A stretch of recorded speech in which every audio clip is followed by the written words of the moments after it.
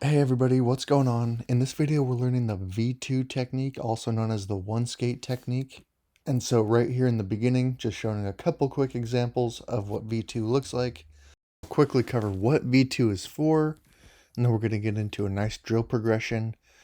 And then I'm going to go into the specifics, a little bit more of the specifics of the technique, how it should look with the timing and the rhythm, how it looks all put together. So if you want to skip any of these parts, feel free to skip ahead to the information you're looking for, and let's get into it. Okay, so first let's just quickly talk about what the V2 technique is good for.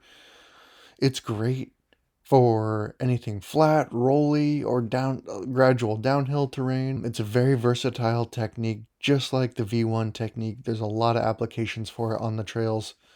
So once you get these two techniques down, your V1 and your V2, you can really cover most everything, which is why I'm posting these first. And the V2 is a great technique to have down. It can really add to your ability to just flow smoothly and connect your techniques smoothly as the terrain changes. So your V1 technique would be for your gradual to steep uphills, and your V2 is also for gradual uphills to your flatter and gradual downhill terrain. So that's the rough application for it. And then once you get good at those, then you can work on your transitions, transitioning between your V1 and your V2. We can do a dedicated on transitions in the future. For now, let's get into how to do it. Some nice drills and progressions to make it better. Number one being time on skis and just watching people who you think are good at the technique, who look smooth and fluid while doing it. So time on skis is the number one way, watching good people and applying it. Number two, there are a bunch of other videos on YouTube covering this. So I always encourage watching other skiers or other channels. You might hear somebody say or explain something better than I do. So I always encourage that. And then now let's get into some drills and some progressions that I've been using and that a lot of world-class skiers use to progress and get better every year. Very first drill that you can do on skis or off skis, and sometimes it's a lot easier just to start off skis, and I should get a video myself doing this off of my skis, but this is something you can do. It's a great way to start, and this is really the foundation of the V2 technique. Very simple. It's more simple than people make it out to be. It's a nice weight transfer side to side onto each foot, hips staying square, and the use of the arms are not going to be throwing off the balance forward, backward, side to side, or anything like that. It's just this nice and simple weight change, and if you do it on skis, you'll start to notice, just naturally, you'll start to move a little bit forward down the trail in the direction you want to go. So we'll come back to this. We're going to do some drills to set this all up, make the skating feel comfortable, make the arm action feel comfortable. And we're going to come back to these drills right here and put them in the context of the V2. But first we're going to get into our nice drill progression to build the foundation of the feet and the arms, and then we'll come back to this. I should also mention, if you're advanced, I'm going to show some drills a little bit later that are going to be really good for the advanced guys. I do them all the time, and the best guys in the world do them all the time, especially pre-season. So feel free to skip ahead in the video to some drills that will apply to you. So here we have our first drill. This is just going to be skating with our poles behind our waist, behind our hips. The purpose of this drill is to feel the balance on the feet, the weight transfer from each leg, left to right, right to left. And the reason why I'm holding my poles behind my hips in this specific drill is to watch out for the pole tips swinging far in front of the hip line. So that would show if I'm twisting or not. So the poles are behind the hips, and my hips are staying square, my shoulders are staying square to the track, going down the track in the direction I want to go. The pole tips can circle a little, they can go up and down a little bit. It's just going to really help with showing if there's any twisting action going on. If that's a little bit challenging, we're going to break that down a little bit into a couple simpler steps and rebuild to there. So let's see what those drills look like. So here we go with breaking that skate down a little further. Is if you have a track, great. If you don't have a track, you can step right out of it.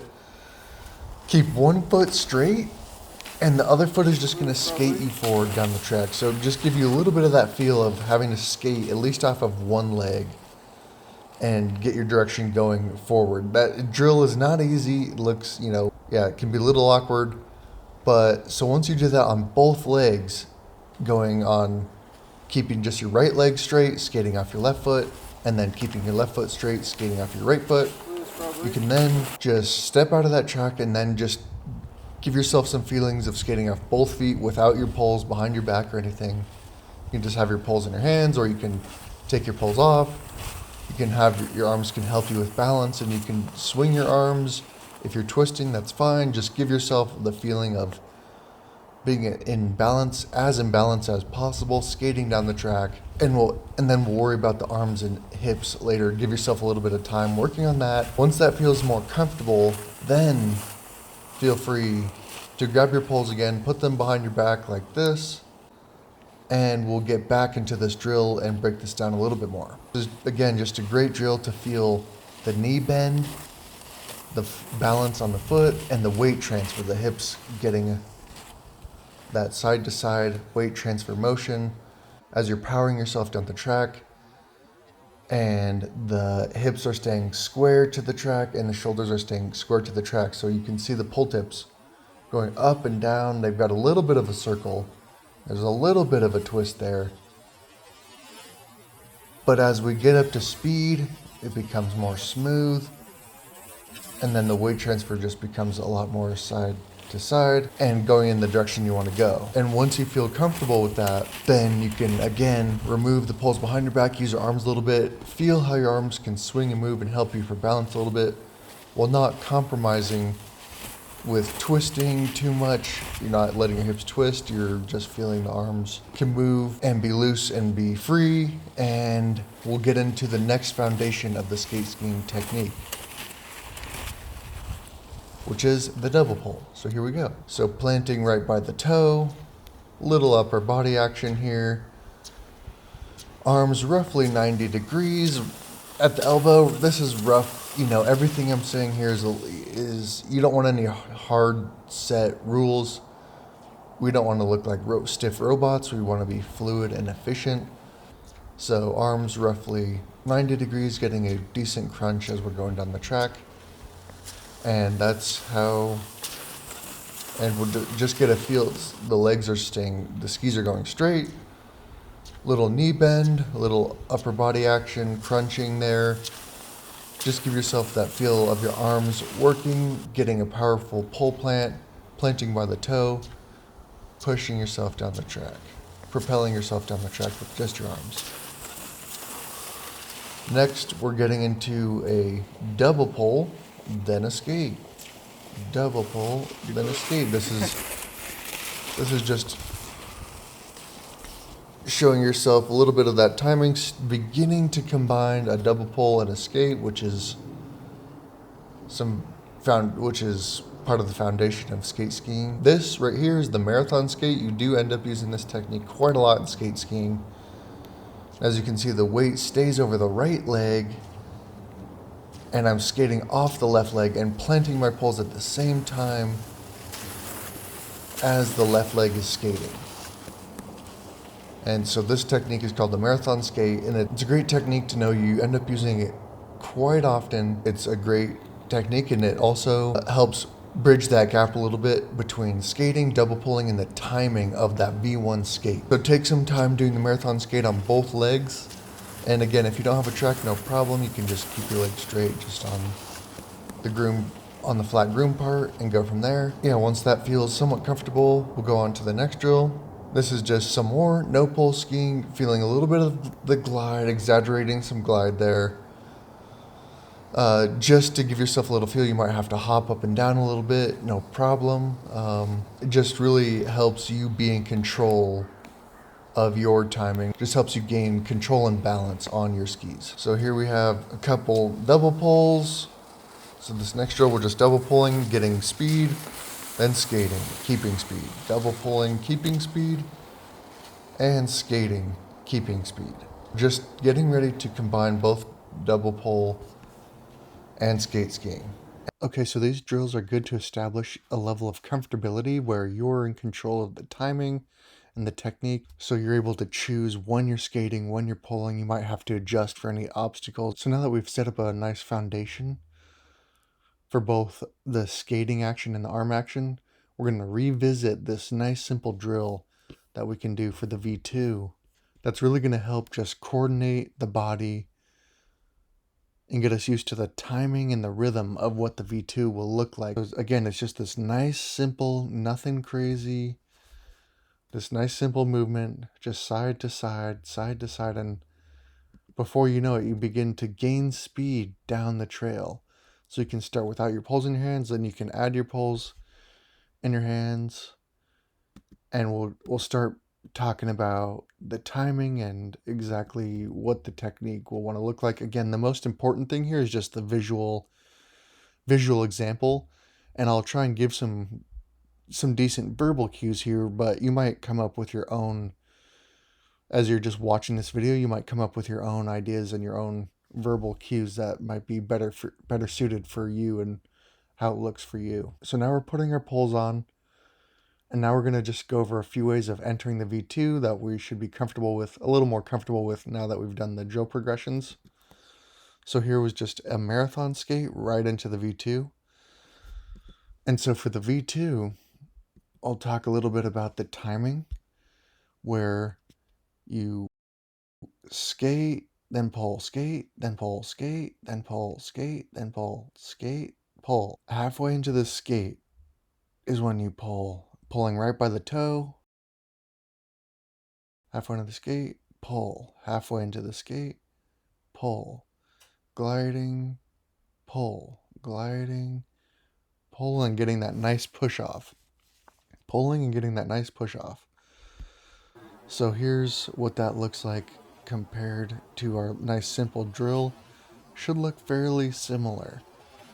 Obviously the arms are going to aid us a little bit in propelling down the track, but we should get good power out of both arms and legs when we're doing the technique correctly. Oh, and always feel free to pause and rewind for the visual example, and you can put this on mute.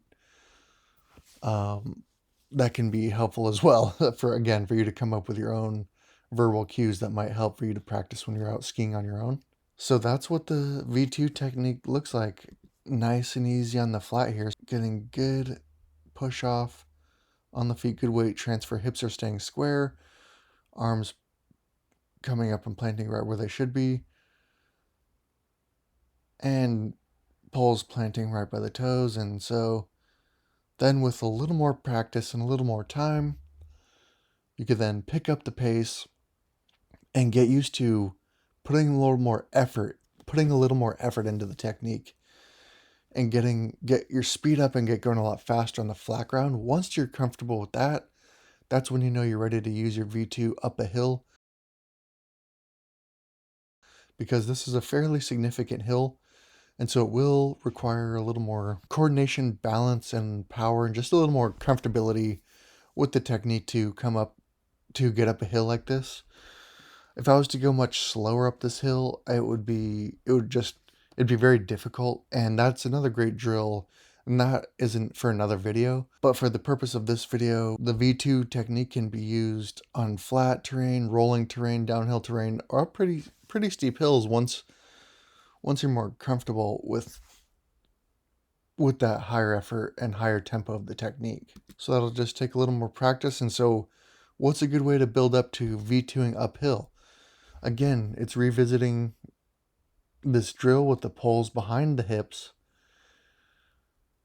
And the reason for that is you're going to feel your foundation of your skate as you go from the flat, like I was just there. Now we're getting up the steeper part of the hill. And I'm having to use a little more knee bend, get a little more shin angle, and to keep myself in balance and to keep the glide up the hill. And it's a great drill to just set up your foundation. You can get a feel for the balance that you need for the skate motion up the hill. So that way, when you do add your arms back in, you don't compromise yourself. And then the next step from there is to then you can put your poles down, or you can keep your poles in your hands. but you can now add in the proper arm motion. And so this is what that looks like, where I'm starting with, this is a V1 hop skate just to build up my speed, miming like I have my poles in my hands. It should look like I do have my poles where I'm getting a nice power out of the upper body. That is the next step towards getting comfortable with V2ing uphill. And then from there, we just add in the poles, and again, building up speed with that V1, just so I can comfortably enter the V2 at the proper pace uphill. And V2ing up and over the top and into a tuck. So once you get your V1 and your V2 techniques down, you can really cover a lot of terrain. Again, we're going to cover more in depth going uphill and downhill on this channel. So this is the gist of covering V2. Please let me know if there's any more questions that you have, if any more details that you need. I've been getting a lot of great questions and comments. I really appreciate that. So I will be addressing those. I am over competing in Finland right now. And I do have a lot of competitions throughout the rest of the winter here until March 26th and 7th. At least that's the plan, unless anything else gets canceled due to weather or anything that could be going on. And so yeah, we're going to be covering all sorts of good technical drills and how to get more comfortable downhill cornering, whatever you want to know. Sorry about that in the background. Yeah, so thank you so much for watching. Really appreciate it. My audio is going to get gnarly probably here. So I'm going to sign off.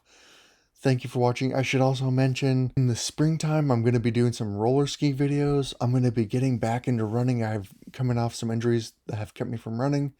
So I'll be showing my running workouts and my summer training. If you're interested in any of that, please consider subscribing. Let's make this YouTube channel and these videos a great resource for people who are trying to learn to ski, regain fitness, cross-train. That's my rough outline goal for this channel. So thanks so much for watching. Thanks so much for being a part of this. See you in the next one. All right, bye.